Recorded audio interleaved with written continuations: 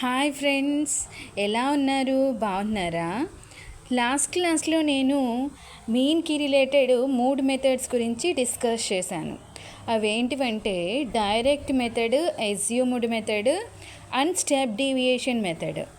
ఈ 3 methods according to the data మీద base అయ్యి మనం క్రియేట్ చేసుకుని వాటిని ఉపయోగించుకుని మనం మీన్ క్యాలిక్యులేట్ చేస్తాం. ఇఫ్ సపోజ్ డేటాలో ఇచ్చిన వాల్యూస్ మనం ఎక్స్ఐ వాల్యూస్ తీసుకున్న తర్వాత మనము డిఐ వాల్యూస్ కనుక తీసుకుంటే అవి బిగ్ వాల్యూస్ కనుక వస్తే, అవి పెద్ద పెద్ద వాల్యూస్ వస్తే దాని మీద బేస్ అయ్యి మనం మెథడ్ని మార్చుకుంటూ ఉంటాం అన్నమాట. ఇప్పుడు ఒక ప్రాబ్లం చూపిస్తాను. ఈ మెథడ్కి మనం ఏ మెథడ్ ఫాలో అవ్వచ్చో మీరు ఏమైనా చెప్పగలరేమో ఒకసారి చూడండి. ఇదిగోండి, ఇక్కడ క్లాస్ ఇంటర్వెల్స్ ఇలా ఇచ్చారు, ఎఫ్ఐ వాల్యూస్ ఇలా ఇచ్చారు. ఫస్ట్ నేను ఎక్స్ఐ వాల్యూస్ క్యాలిక్యులేట్ చేశాను. మీకు తెలుసు కదా, ఎక్స్ఐ అంటే 60 - 20 40, అంటే ఈ క్లాస్ ఇంటర్వెల్స్ మధ్యన డిఫరెన్సే ఎక్స్ఐ వాల్యూస్. అలా ఎక్స్ఐ వాల్యూస్ అన్నీ తీసుకున్నాను. ఇప్పుడు ఈ ఎక్స్ఐ వాల్యూస్ అన్నీ తీసుకున్న తర్వాత నేనేం చేశాను, యాజ్ యూజువల్ ఒక వాల్యూని నేను తీసుకుని దాన్ని నేను ఏ అని అనుకుంటా అన్నమాట. ఏ అని అనుకుని నేను డిఐ వాల్యూస్ క్యాలిక్యులేట్ చేశాను. మనం ఏ మెథడ్ చేయాలి అనేది ఈ డిఐ వాల్యూ మీద బేస్ అయి ఉంటుంది. ఇఫ్ సపోజ్ ఈ డిఐ వాల్యూస్ ఏదైనా ఒక నెంబర్కి ఫ్యాక్టర్స్ కింద ఉంటే, సపోజ్ లాస్ట్ క్లాస్లో మనం తీసుకున్నప్పుడు దానికి ఏం ఫ్యాక్టర్స్ ఉన్నాయి, 15 ఫ్యాక్టర్స్ వచ్చినాయి అన్నీ. ఇక్కడ మనం చూసాం కదా, అన్ని 15 ఫ్యాక్టర్స్. అందుకని నేను లాస్ట్ క్లాస్లో హెచ్ వాల్యూస్ని 15 కింద తీసుకున్నా. ఇప్పుడు ఇది చూస్తే మీకు ఏం అర్థమవుతుంది, అన్ని వాల్యూస్ కూడా 20 ఫ్యాక్టర్స్ కింద మనకి కనిపిస్తాయి. చూడండి, ఇక్కడ 20 × 8 చేస్తే -60 వస్తుంది. అట్లాగే 20 × 6 చేస్తే -20. ఇట్లా అన్ని 20 ఫ్యాక్టర్స్.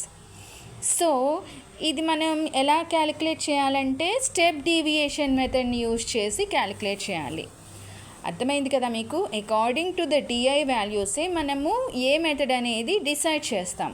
డిఐ వాల్యూస్ ఫ్యాక్టర్స్ కింద వస్తే కనుక అది స్టెప్ డీవియేషన్ మెథడ్ కింద కన్వర్ట్ అవుతుంది.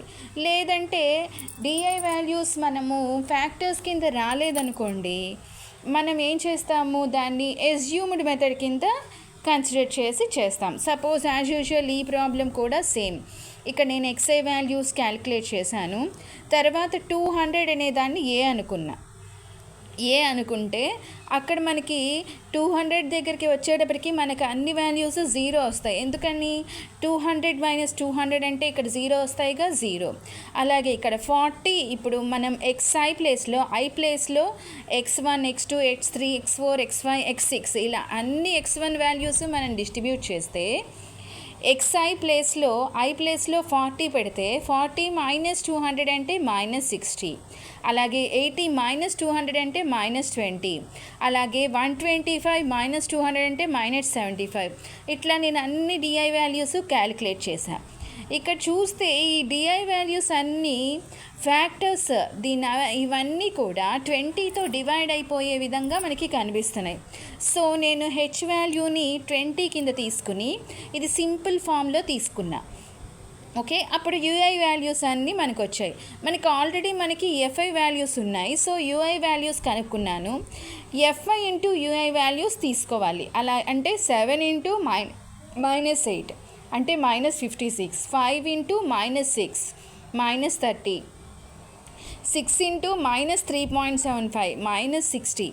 అట్లా 12 × 0 అంటే 0, 2 × 5 అంటే 10, 3 × 10 అంటే 30. ఇట్లా మనం అన్ని ఎఫ్ఐఐ వాల్యూస్ కూడా క్యాలిక్యులేట్ చేసి దాన్ని సమ్ని క్యాలిక్యులేట్ చేశాను. అలాగే ఇక్కడ ఉన్న ఎఫ్ఐ వాల్యూస్కి కూడా దాని టోటల్ని నేను క్యాలిక్యులేట్ చేశాను. ఇప్పుడు యూ బార్ ఈక్వల్ టు, మనకి ఇక్కడ ఫార్ములా ఏముంటుంది, ఎక్స్ బార్ అంటే మనకి తెలుసు, మీన్ని మనం రిప్రజెంట్ చేయడానికి మనం యూజ్ చేసేది x bar equal to formula ఏంటి, A plus summation f i i by summation f i into h. అంటే ఏ ప్లేస్లో 50 పెడితే ఏ ప్లేస్లో నేను 50 పెట్టా. 50 ఎందుకు పెట్టాను? మనం ఇక్కడ క్యాలిక్యులేట్ చేసినప్పుడు ఏ వాల్యూ ఏదనుకుంటే ఆ వాల్యూని మాత్రమే మనం ఇక్కడ డిస్ట్రిబ్యూట్ చేయాలి.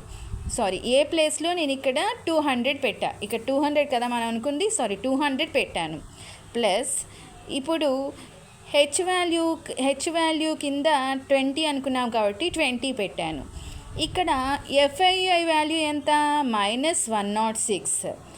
ఎఫ్ఐ వాల్యూస్ ఎంత? 45. ఇదంతా సింప్లిఫై చేస్తే మనకి ఈ వాల్యూ వస్తుంది. సో ఫ్రెండ్స్, మీకు ఏ మెథడ్ అనేది మీకు చాలా కన్ఫ్యూజ్గా ఉంటే గనక మీరు ఇచ్చిన వాల్యూస్లో ఫస్ట్ ఎక్స్ఐ వాల్యూస్ కనుక్కొని తర్వాత డిఐ వాల్యూ ఒక వాల్యూని ఏ అనుకొని డిఐ వాల్యూస్ కన్సిడర్ చేయండి, కనుక్కుంటే అది కనుక పెద్ద వాల్యూస్ వస్తే అది ఫ్యాక్టర్స్ కింద ఉంటే అప్పుడు మనం దాన్ని స్టెప్ డీవియేషన్ మెథడ్ కింద కన్వర్ట్ చేయొచ్చు. లేదంటే మనం ఇంకో మెథడ్, అస్యూమ్డ్ మెథడ్ కానీ ఆర్ డైరెక్ట్ మెథడ్ ద్వారా క్యాల్కులేట్ చేయాలి. Have you understood? Thank you.